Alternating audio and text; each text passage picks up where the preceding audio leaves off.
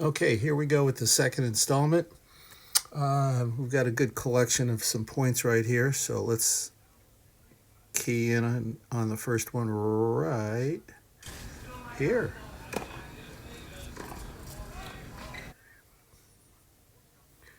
Okay, here we go. First order of business, great positioning. Well done, everybody. The return went wide, pulled her partner over to the double sideline, and that's exactly where Laura needs to be. We look at Amy, who is shifted over and is making sure that that alley is not left open. Let's continue forward as the ball goes back through the center. And then watch the movement here of Amy and Laura. It's like two people dancing together as they're both moving with that ball. That is so very cool. Okay. And that's where, as Andrea's playing this ball, remember, Laura just came off the middle of the court, filling the middle of the court, and she's playing this ball. And, that is a fair bit of space to work with there. And when you consider also that not only, Laura wasn't able to get over there, but Andrea's previous ball pulled Gail over to her double sideline, which is important from the standpoint that it's very difficult for Gail is a long ways away from covering this ball.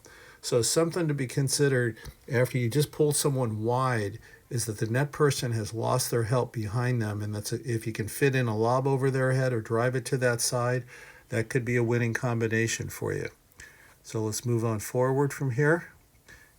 Gail has moved in behind her shot, and Andrea's played a good ball back into the center, making her play an inside-out volley here. Now they're in a good spot, taking control of the net. Now Andrea's moving up. Now the question is, okay, here's your situation. You have two people in relatively good position, ready for a drive, okay? And their spacing is really good because we got a little space here, a little space here, a little space here. And so the most vulnerable shot they are, in fact, right now, the winning shot for my money would be just a lob over Gail. She has no help behind her, and she's more than at least halfway up inside her box. But let's see what Andrea does with this ball here. She goes back in front of her, and she saw space over to Laura's side on the backside there.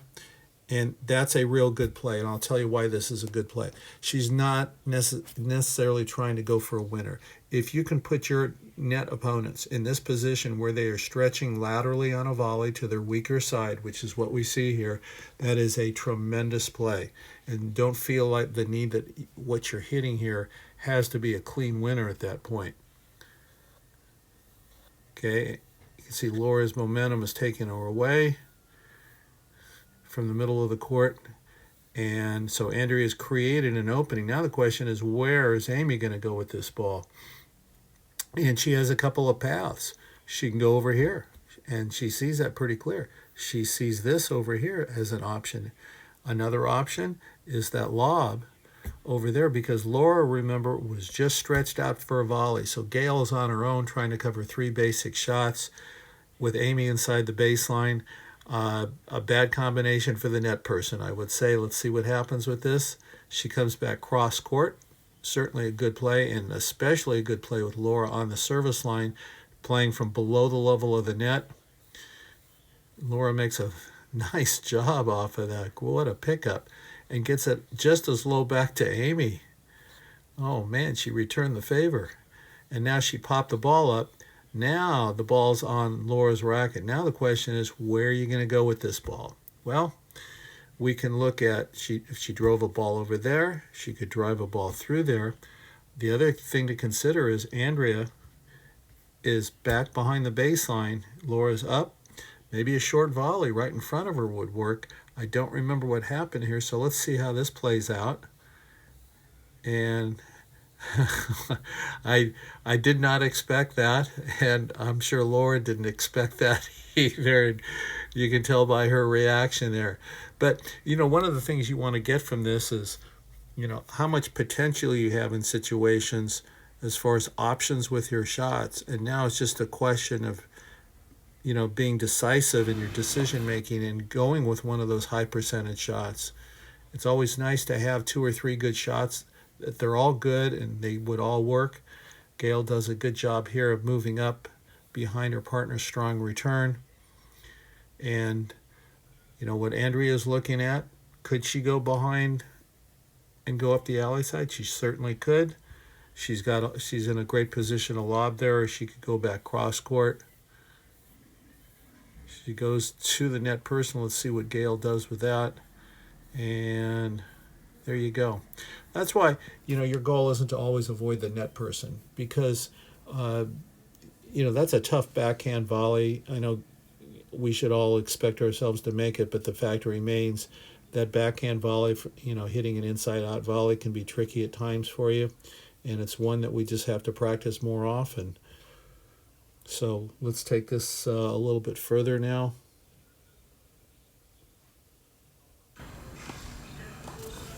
Okay, I want to hold this right here and just emphasize, you can see how Gail, you know, we're doing the right thing. She's behind the service line, shading to the center. She's not in the middle of her service box area. I'm always throwing that in to remind everybody. That's a good starting position. Okay, after a good serve, Andrea's got a short ball. Now what she's looking at, okay, where are my options? Well, Gail has done a good job here of kind of moving over and shutting down that alley. So I think, you know, with Andrea, she's got a couple of opportunities. She can go short angle here because she's on her sideline, so an angle has been created for her. She can also drive it up the center because Gail has shifted over here a little bit to her right, and that's opened up that middle. Let's see what she hits. And she goes into that backhand volley again. You smart girl. That's a good play. And that's, you know, that's just something to keep in mind, because, I mean, understand this, and I say this all the time, if you don't want to get lobbed a lot, hit more balls at the net person. So instead of hitting the traditional approach shot to Laura and just coming to the net, you can attack that net person, and attacking that net person into their weaker volley into the center of the court. It's tough for them to do much with that shot. And look at this, because if you look at, you know, where Andrea's hit this ball, it's below the net. It's in the middle of the court. So from Gail's position, you've got two people in relative good positions here. You're in a tough spot at this point. What do you do with that shot? And even if she gets it over the net, the point's probably going to be finished on the very next play. So well done.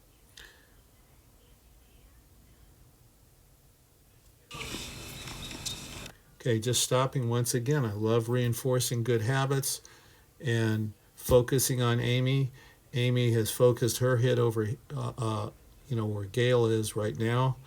Let's get rid of all those lines. Okay, now we get into that game where now, again, Laura's shifting back. And this time, Andrea's dealing with a much lower ball, which makes it, you know, as far as taking this ball up the sideline, not as easy at this point, playing it from below the net. I think she plays it back cross court, which she does.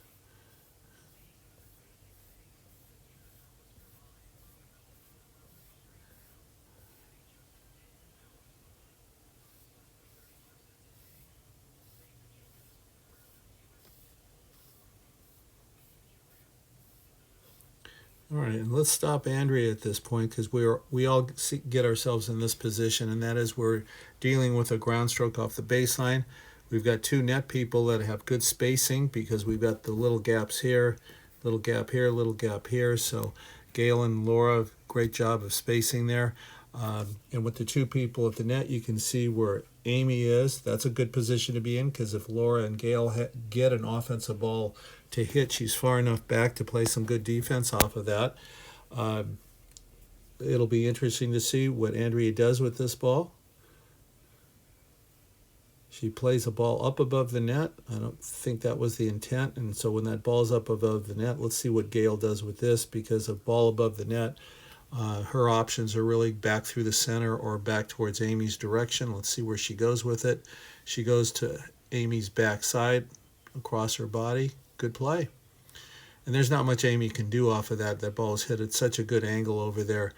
And really what gets us in trouble is, you know, the ball that was hit to Gail is just a little bit high. Imagine if Andrea hits her regular good low dipping ball, where she made Gail in the last two instances when she was at the net. She had to play backhand volleys from below the net. This one was above the net with a different outcome.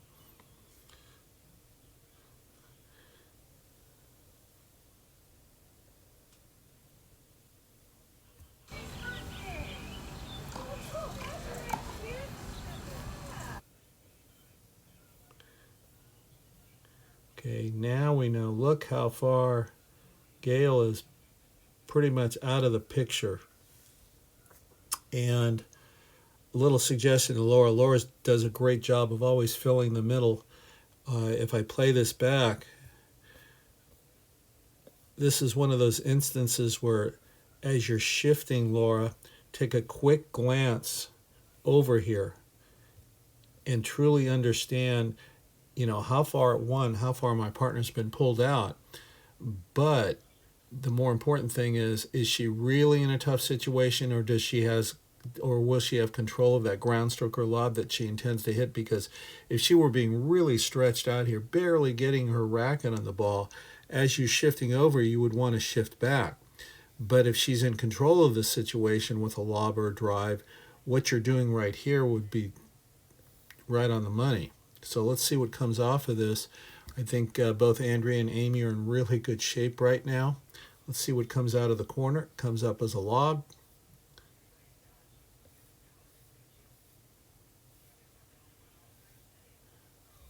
Okay, now, what's interesting here, these are the little things in a match. And we'll see how Andrea is backtracking beyond her service line to hit an overhead. At the same time, Laura is backtracking. And sometimes in these situations, and again, this is really depends on the skill level of the person who's dealing with this ball, that how hard of an overhead can they hit backtracking beyond their service line. And if you ever feel like your opponent can't get much on that ball, if you're in Laura's position, you can either hold your position or even move up a step, because it's going to be more of a tap or overhead. It's not going to be a crunching overhead, because you can see how this lob has really put her back on her heels.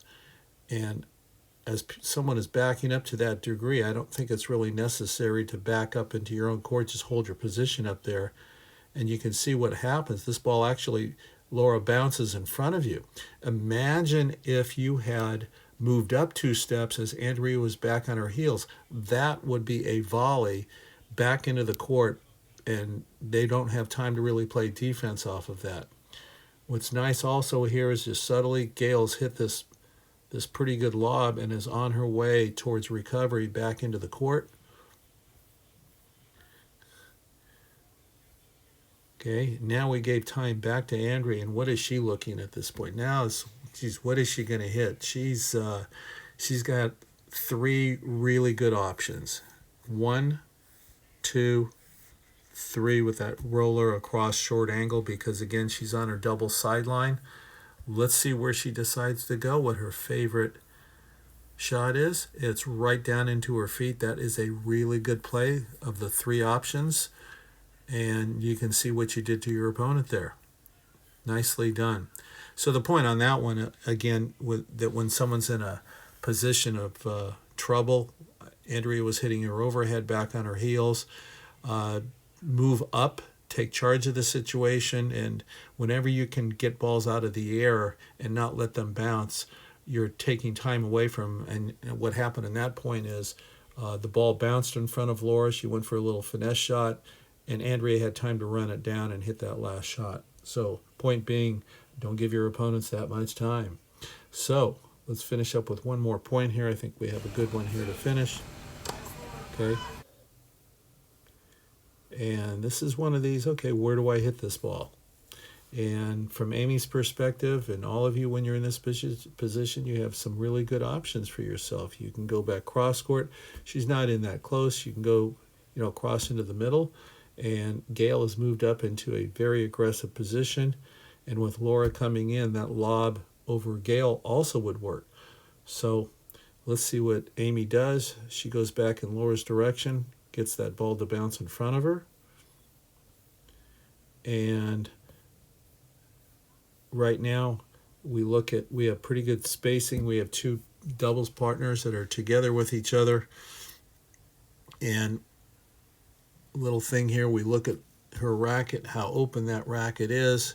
What is she probably going to hit? With two people back, the shot you don't want to hit that creates so much frustration is to go back to the baseline, because you will get a lob winner at some point coming in your direction. Instead, what she does is she goes short, pulls Andrea up, makes her play at a point right in there, a little bit below the net. And let's see what Andrea is able to do. She goes up into the middle. That is a very smart play off of that. Low up the middle is always a good play. And again, you're playing low up the middle into Gail's backhand volley. And this is something of note, and that is most of your opponents with two-handed backhands have two-handed volleys. There aren't a lot of two-handed backhand groundstroke people that you play with that have good one-handed volleys. And right now, Gail fundamentally has a two-handed volley, and playing that low into her backhand, you can see, I want you to look closely at this, where she's trying to go to that ball with two hands on a racket, but Andrea's hit such a good low ball into the center, it forces her to release her hand. There's no way she's going to hit her best volley off of that. And so that's where you're going at, oh, look at this. Are you kidding me? She hits an amazing drop volley. I think she even surprised herself a little bit off of that. That's a great shot, Gail. That's, oh my God. And from Andrea's perspective on that, she played the right ball. If that situation comes up 10 times, she's probably going to win that 8 or 9 times, because not a lot of people are going to hit a drop shot volley winner off of that. But in backing off of that, backing up on this for a second, I just had a thought. So here's something to consider. Short ball.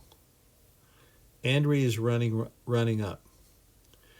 This is where, when you're the partner, maybe moving up a little bit along with your partner, especially when you can see, if you can eyeball this shot and how Andrea's hit it low, and once you're in Amy's position and you see that your partner's hit it kind of low, is to go ahead and move up into the court, because obviously your opponent has to hit up on the ball. They're not in a position of strength, and what she wound up hitting was that finesse shot that barely crossed the net.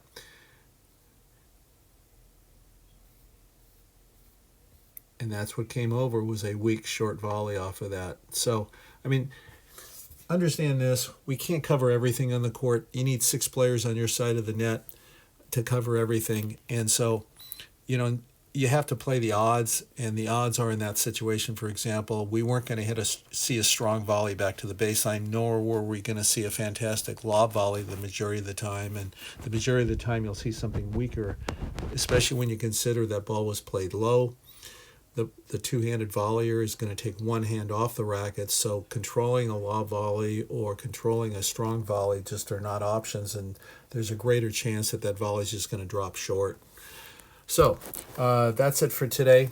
Hey, those were some great points, both in the first installment and in this one here, and hopefully you picked up on a couple little things that you can smooth out some rough edges in your game with. But overall, players, definite improvement week to week, and I'm so happy to see the improvement. Now it's just to take those things as you're playing and deal with those situations a little bit better than you were before. And again, it's all about taking good and making it better. Nothing that we do is wrong out there. It's just we're looking at, room for improvement with your positioning and your decisions of your shots. So thanks for your time. And we'll see you again on the court soon. Okay? Thanks, everybody. Bye-bye.